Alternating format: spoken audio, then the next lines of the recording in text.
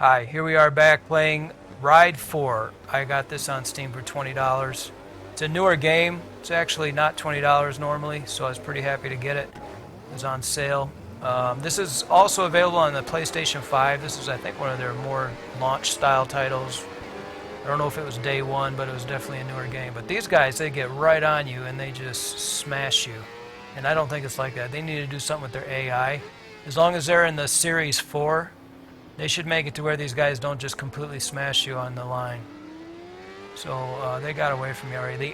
The AI is really fast. They smash you from behind, and then they're fast as heck. And it would be nice if they had like a beginner's league or an easier AI. Maybe there's a setting. I looked in the options. I didn't see a setting for AI hardness or game difficulty or anything like that. But I guess once they lap you, you get to see them again. Unfortunately, that may be what it comes to. But the game's awesome. Like, even to just practice until you're good enough to get around. Because I did that with Isle of Man. Isle of Man was one that I was having a hard time with for a long time. But I got to learn in it, and I can get through that game pretty well. Especially after playing it in VR. Because you really can see the depth of all the corners in VR, and that helps a lot. It's less about memorizing how bad things went, and it's really more about foreseeing what's going on with VR, and I really like that with the racing. Now, I tried this one with Vorpex, and it wasn't working very well. Vorpex is a program that will make the games 3D and able to be seen in a headset, and sometimes the VR functions can be faked a bit. It's a geometry 3D, but man, the shake on the helmet and everything, the way they shake on this game, it's realistic on flat screen, but oh man, this is the corner that gets me. Shoot. It's realistic on flat screen, but in VR it's not. It just makes you want to puke. And then it's locked at 45 frames a second for some reason with Vorpex. I don't know why. But so you end up being able to turn the details up because it's locked at 45 frames for some reason, which is half the refresh rate of the headset. I don't know if that's part of the profile or what, because I did download a profile, although I don't see that setting. But you're able to set the details up and the resolution high to where you can see really well, but it's only 45 frames a second. So I don't know, for Vorpex and VR, I don't really like it. It made me sick. But on flat screen, I saw it on a friend's monitor, and it just looked so cool. I just had to get it. And here it is. And I'm able to super sample 150%, 4K plus 150% super sample, and I'm getting just shy of 60 frames a second, maybe like 57 on average, sometimes 55, but you don't really see it too bad. And no VSync, so it kind of skips when it needs to instead of trying to keep up and missing a big one. So, pretty stoked, pretty happy with this game.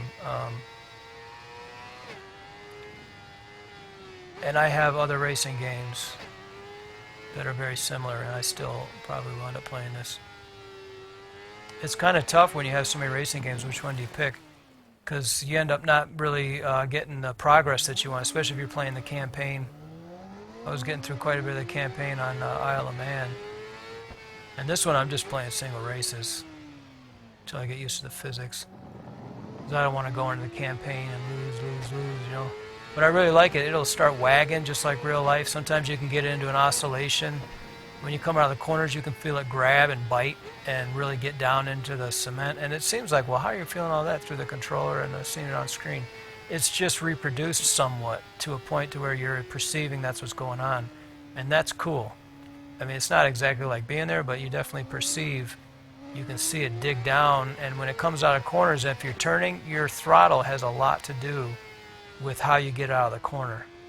At first, when you hit the gas, it'll kind of drop the back wheel, kind of like it's skidding a little bit. Not really skidding, but just the fact that it's pushing makes it hang out wide, and then as you start to gain speed, the turn starts to get kind of wide because you have you know, centrifugal force or whatever, momentum pushing you out. So it's getting to be where it's hard to time And I wish I was better at it, to be honest with you, but I just wanted to make a video about it because it's so good. It's really a good racing simulator. And the bikes are kind of new. I mean, on Nintendo 64, I don't really remember a lot of bike games. I remember F1, and it was fun. But correct me if I'm wrong, you know. Obviously, if there was one, I want to know about it, but it definitely wasn't like this. Definitely not. But it's nice because if I had a bike, I don't think I would be out doing this. Like maybe I'd go out to track day and go kind of quicker than I would like to on the freeway, but I just don't think that I'm going to go out there and spend a lot of time and money. Here's that corner. Trying to get good at this and then possibly crashing. I mean, I'd be the type to do it too. That's why I don't want to do it, is I'd be the type to go out there and hammer it in fourth gear and try to get into fifth really quick before I take a fast turn. And you can see from the games that you can totally misjudge things. And it's exhilarating to play in VR if you do get a chance. The Isle of Man, if you have a fast computer, Isle of Man in VR is really, really something. And I really wish some of these companies would get with VR and accept it and code for it. But I think PlayStation's going to try to have that happen. They're going to have 9 teraflops and hopefully 14 with the PS5 Pro if and when that comes out with their new headset. And the headset's going to should be decent even for now. It'll be like that. It'll be like the first one.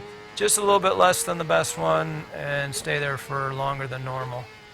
Like usually people get a headset and they play it for 2 years and then they want to sell it for $100 and get the newest one for $1,500 or whatever. And PlayStation's going to say, well, our resolution, I'm not saying they're saying anything, but their resolution is going to be just a hair less than the Reverb G2 and probably similar in some ways. Supposedly haptics on it, which would be interesting. You get hit and be like Zap Zone. But then it'll be the standard for PlayStation for just a number of years. Probably 4 or 5 years, 3 years at least. From the launch, it'll be standard for 3 years.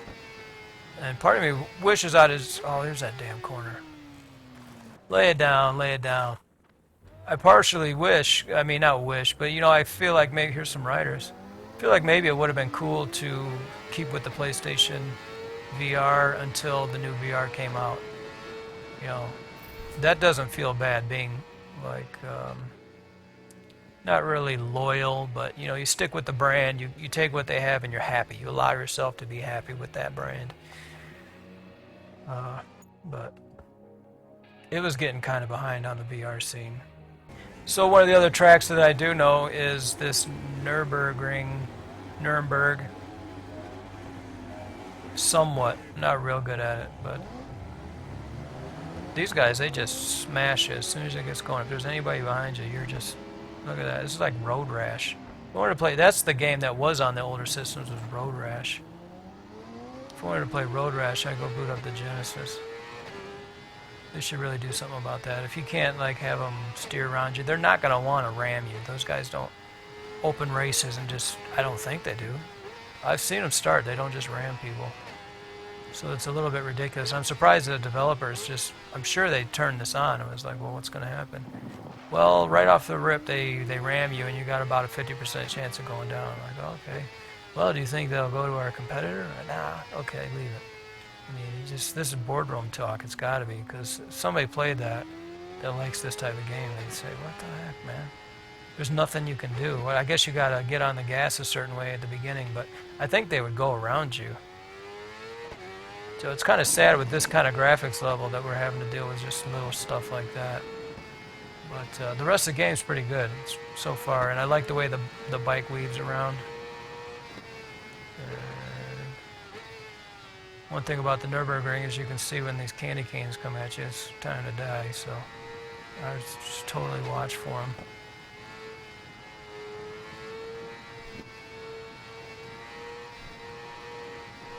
I guess they paint on the roadway somewhat. but it can be fun. This game has a couple. See that how the handlebars wiggle a little bit like that? That makes a difference when you're sitting around playing the game and you feel like it was a good simulation. Even these flat screen games are a simulation to a point. And the fidelity's higher than VR, so it's kind of a treat.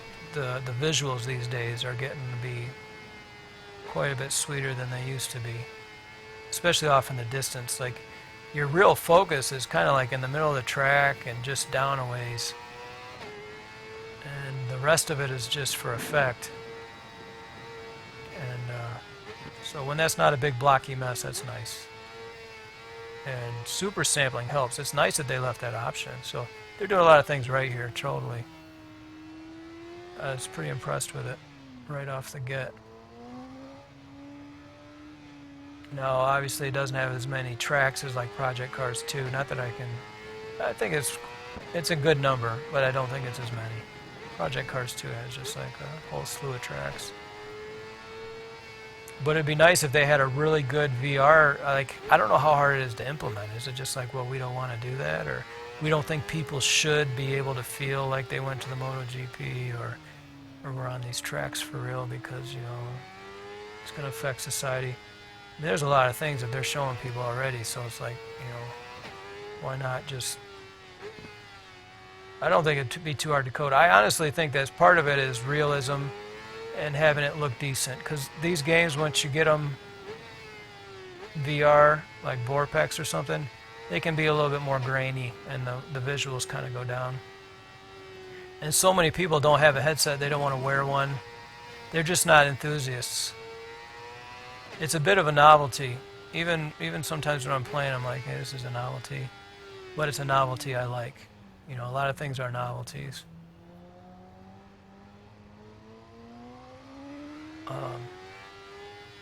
But I don't want to discount VR because it's something I totally like. And I will definitely be playing more Isle of Man in VR. In this game, I just won't be able to play it. It's just too shaky. But you know, these developers, they can always do something. They can always add a VR mode where the bike shakes and the camera doesn't.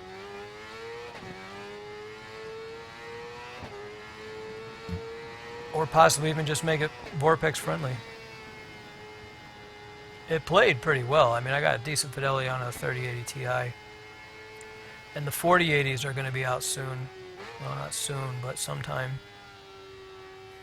And the performance increase could be 35 to 50%. Some people are saying 75%, but I don't believe that. Somehow they skew it. You know, the CUDA cores or whatever on the last gen were like bigger or something. Somehow they got smaller. There's more of them, but they don't do as much or something on the 30 series. Because, like, I mean, if you just went straight CUDA cores, you would think you would get 4 times the performance, 4 times the CUDA cores. Because from a 2070 Super at 2500 or so, and a 3080 Ti at about 10,000, you would think you'd have 4 times the performance. But it ends up being like double and maybe a little bit more, maybe double. So it's like they made the CUDA cores smaller or something. I don't know. I think they're skewing it for hype. Possibly. Because they seem to go 30%. And they always say double and triple and quadruple, but then when you go get it, it's 30% faster than the last gen. So why would they do anything different? Because all they're doing, if they leave some on the table, they can recoup it later. And they're coming up on that Moore's Law. So it's like you don't want to... It's kind of like you don't want to... break off more of Moore's Law, bite off more of Moore's Law than you want to.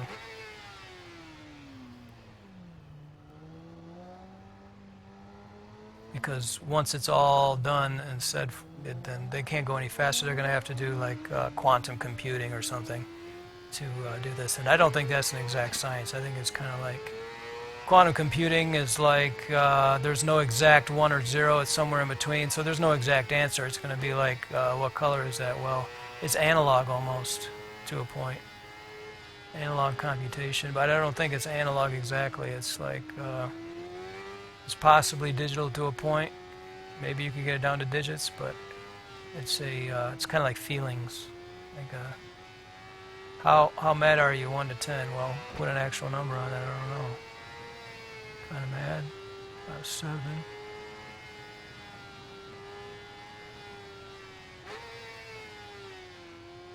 So, track gets a little bit tight in here right now. That's a sidewalk chalk. It must be where somebody did something or needed something.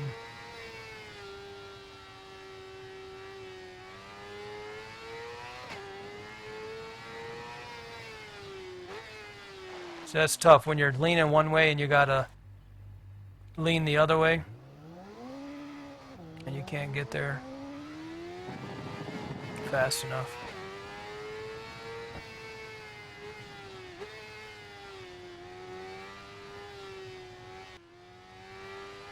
So I guess you're supposed to be a mastermind at these games before you record them, but I don't think so. I'm going to go for it anyway. Played the Nurburgring quite a few times on Project Cars 2, and I've kind of got it memorized, but it's a little bit tough when I got these lights on me, honestly. Suppose I could get to where I could see a little bit easier. I can still see, but it's just... It's a tight road for this bike that wants to lean or not, and it doesn't want to get over to leaning back very quick. Makes it a little bit tough. But that's it, that's the game. That's what you do. But I'll get a straightaway here soon enough.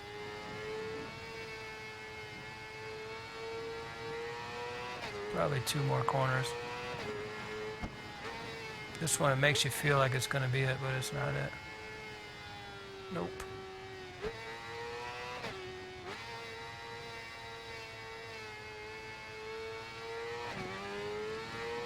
I've seen people take bikes out on Nurburgring and they go out there with cars. And everybody just floats down it. It looks fun, but I gotta wonder how many people just fly off the side like, oh no. You really gotta know the track.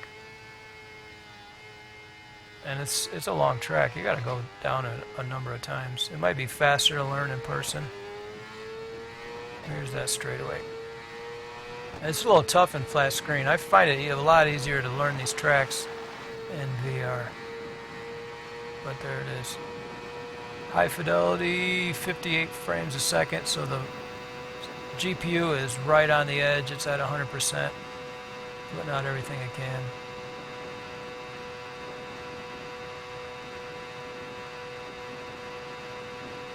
That's quite a bit, though. I touch the brakes. So semi. Coming up on a little zigzag. Yeah, but if quantum computing, I don't know where that would go. If you could do video games with that, it would almost be like it would have feelings while it made it for you. I don't know. Could be pretty complicated.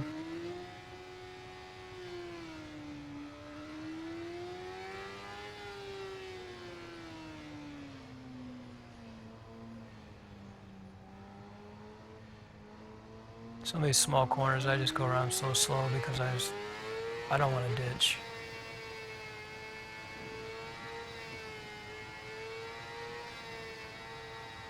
It takes a lot of skill and a lot of time to get good at these motorcycle games. And this is a corner that I don't want to die at. There we go. Knew it was coming. But you know, the brake's on the left hand, so you go braking with your left finger, and then you got to steer with your thumb, and it can be to where one kind of affects the other a little bit, and you end up having almost like a little carpal tunnel situation. So at times I've actually used the right joystick for the throttle and brake, and I thought I was onto something, but I went back to just using the triggers. I really like default. I remember games way back when you used to have to buy whatever controller you could find that you liked and then program it to how you wanted the buttons, but it wasn't standardized at all. What kind of controller you would have, what style and what buttons, where you would put them, and it was really tough. It was like computers were like totally a one-off. And it's nice that the computers went with the Xbox protocol on a lot of this stuff, because it really helps. If you hand somebody the controller and you don't mess around with your buttons much, they know what they're going to get. They know.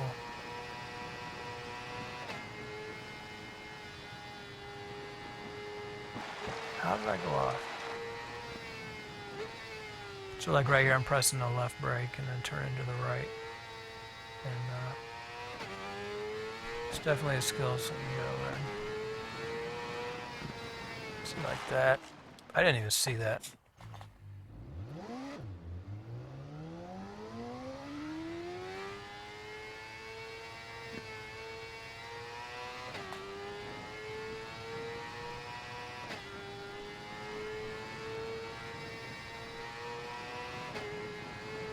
But there's a number of views also on this game.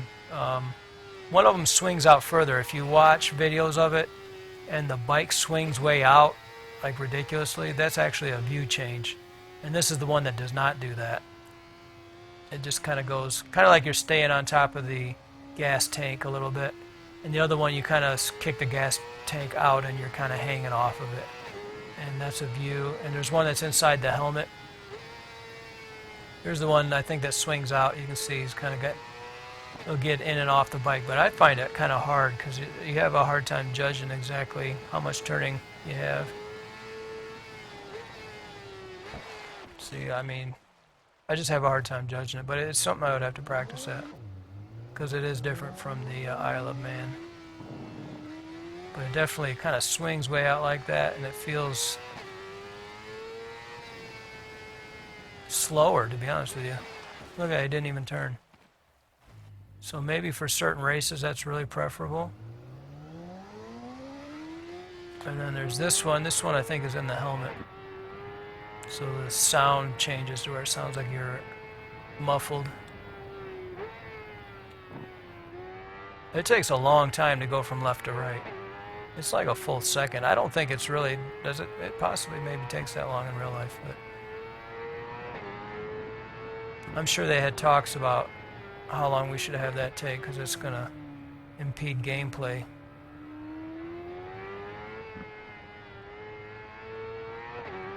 Or maybe it's all just modeled off of real players.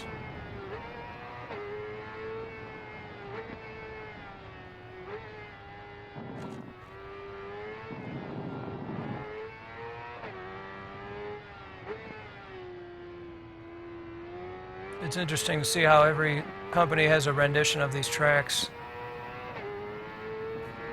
You end up learning them.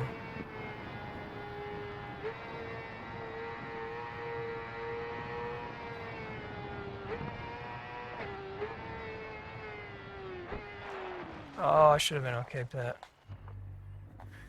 So you tune in today to watch me crash, but that's part of the game. If you get it, you're going to find out. It's a lot like Isle of Man TT, where if you're good, then you've got 100 hours under your belt.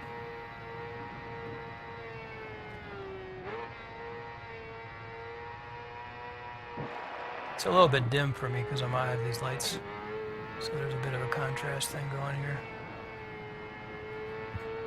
Oh, I can see it.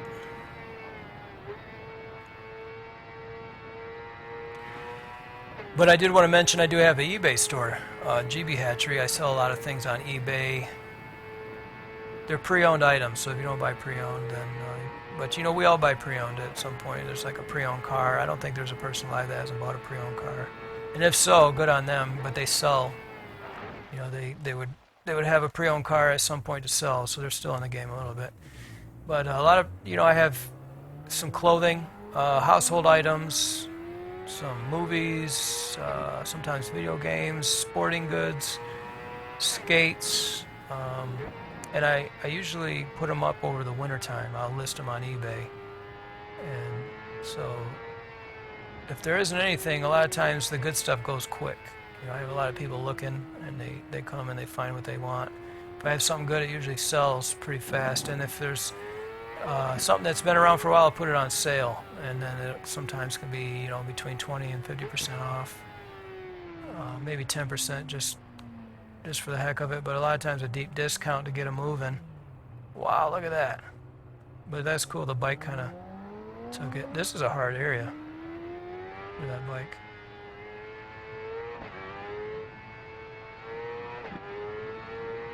So yeah, you can always check the description for that. I'll leave a link to my store. That's what I do. And I won't be playing video games if I have an order to ship. And if I am, it's because the mailman won't come to a certain time anyway. And I'll be sure to get it done before they show up. I wish I was doing a better job playing. You know, I've seen a few videos where the person playing is pretty darn good. But at least kind of a false impression for someone that's going to get in and think they're going to go just blazing through here. It's probably going to be, unless you're very good at these games, it's going to be tough. Oh man, I almost had that.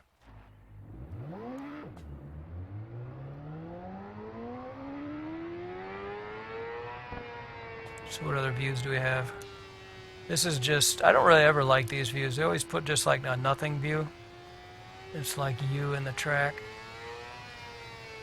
I suppose there's people that use that. I wonder if they have statistics about the time that people use different views.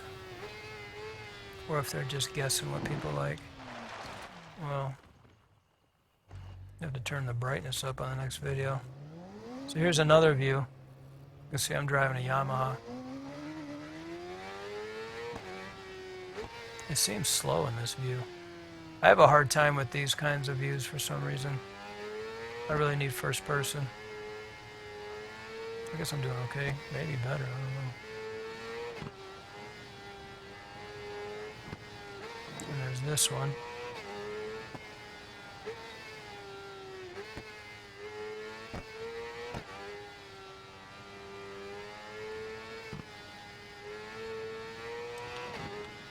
And then this is the standard view. I kind of like the standard view. I like the one that swings out.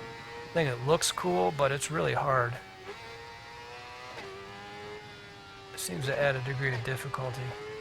Maybe it's a riding style. I don't know. I should probably do some research before I get on the internet and show it off. But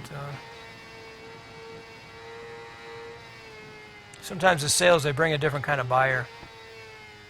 Not someone that's so much into it that's going to remember all the jerseys and everything, all the names, know everything about the bikes and everything. It's sometimes the sales are just somebody that thinks it's a cool game and would like to try it.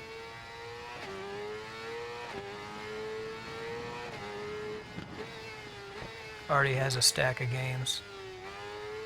Could play this track many times over on different games. It's been done so many times on different games. I wanted to play it on the PlayStation VR. They had that Gran Turismo Sport, and I really wanted that one to let me play Nurburgring, but I always call it Nuremberg. But it was the last one. Like, you played it and you had to beat all the tracks, and I never beat them all. I got like within 4 tracks, I never beat them all.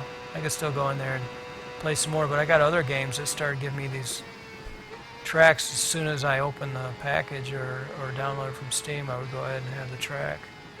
I could play it in single race, and that's nice because you paid for it, and then they want to hold it back. Like, no, you gotta work for it. It's like, oh, hold on. I gotta work for it. I mean, I can understand in Gran Turismo a little bit, but gotta unlock it. I mean, it's legit, don't get me wrong, but there's just other styles of games where they just hand you the whole shebang. As soon as you open the package, you can play one of the coveted raceways if it's your favorite raceway, and you bought a racing game, and that game has that track. You know, say your Christmas morning, say your birthday, say your just raced there, and you're like, hey guys, let's get this game, and they're like, okay, open it up. Well, let's start earning it. You know, it's just, you should always be able to single race, I think. But that's what happened there. And they didn't even have any AI in that game. Not just AI that passed you already, but they weren't able to do the computation, I think, on the CPU side for AI, or possibly GPU, but I guess they were real stickler about 60 FPS. Someone said, I read that PlayStation would not allow any of the game makers to make games for the PlayStation VR if they would not commit to 60 FPS minimum. If they didn't do it, then they wanted it out. Or they wanted it modified and changed to where... But that's really a low. 60 FPS for VR is definitely a low. Depending on the game, if you're just standing in a room and moving things around, it's not a big deal. But for a lot of motion, you definitely want higher frame rate. 90 is pretty good. I guess Quest does 70 or something. I haven't tried that. But the headsets I use are 90. And the PSVR was 120. I actually hooked that up here to this computer. I have some videos of it to another computer. That was cool what I did right there. See, that's I'm starting to get good at this. And but you can feel that front wheel. You know, you could see it. It was doing stuff, and there's physics with it. But I hooked it up to the computer with IVRE and was able to get 120 frames a second out of some games if I lowered the resolution to where I could do that. And it was pretty interesting. It was very smooth. But the difference between 90 and 120 is almost imperceivable. You can perceive it in a lot of motion, but it's not... Here we go. I knew it was left. It wasn't like anything like 60 to 90. But I mean, these are things that people that use VR headsets know, especially if they've messed around with 60, 90, and 120 themselves. A 72, it seems like kind of a decent number. Yeah, I don't mind 72, but I don't have a Quest. I don't know. I think that the Quest is really trying to tackle things fast, like changing their name to Meta. It's a little bit bold, honestly, with considering all the work that's been done on it. And he buys. I mean, he's got a lot of money, but and yeah, he sold some Quest 2s, but it just seems kind of. Now, if anybody uses Metaverse, it's kind of like saying. I don't know. It's like it's hard to say exactly. I didn't make up Metaverse. I guess that was a book, so or something that wasn't used in that movie, the Ready Player One. I just watched that, and it was called The Oasis. I don't want to die. There we go. So, I don't know if all the Metaverse talk was put out there by Oculus. I don't even want to talk about it, because the more people talk about it, the more it just brings them into the conversation. But yeah, I don't have a Quest. Not on that Quest. But I think it's neat. I think it's cool that it's available for people that want it, but I don't want it. The concept is neat. I guess that new Pimax is going to be pretty expensive, but it's going to have onboard video, supposedly. Like onboard graphics with the little chip. I don't see what that chip can even do. I guess you can do things with that. But it seems to me that it's just like a Qualcomm chip, like you would do a phone with. And I played phone VR, and it left a lot to be desired. It was like if people see that and go, oh yeah, it's virtual reality. No, that's not virtual reality. And even some of the headsets with the low field of view, like I'm kind of getting used to a standard of the Reverb G2, and every time you get used to a standard, you kind of consider it minimums after a while. I mean, I can still play PlayStation VR and be happy. Still have the Vive. We actually play 2 players, so I'll end up in the Vive a lot sometimes. And it's still good enough. It works fine. I can do what I want to do. But you just kind of get used to having the higher res and the certain field of view. We got the gasket that makes the Reverb G2 like have more of a field of view, and that seems like it's a little bit better than the Vive. And then you kind of think, well, that would be probably nice to have at least that, you know. Start going, at least that. And then you got a 38, well, at least that. And then they're selling it to you, and they're like, yeah, $5,000, at least that, you know. At least that. But there's deals out there. There's deals on the market. You just gotta watch for them. I'm always open to buying some used stuff, because you can just wipe it off with like a, you know, a towel or something. As long as it wasn't abused or anything. I mean, it's used by a human, so. If the screen's good and there's no dead pixels, you're usually pretty fine. You need to change consumables on it if you need to. This does not go through here very well. It's probably how it works. That part's always weird right there. I bet people think that while they're out there. Who in the heck did this sidewalk in here sideways? I don't even think that's real cement. I think they just took some Portland cement and mixed it with the dirt or something. Save some money. Skip the sand. Okay. Coming up on the second part here. You can see that front wheel dig in like that. I like that.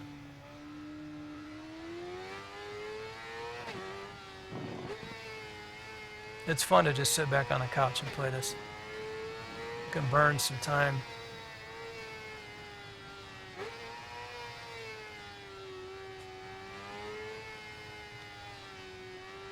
It's tough though.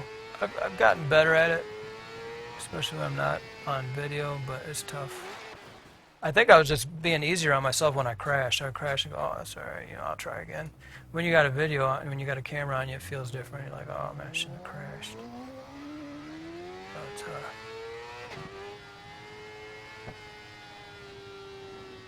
it's the whole truth, nothing but the truth here.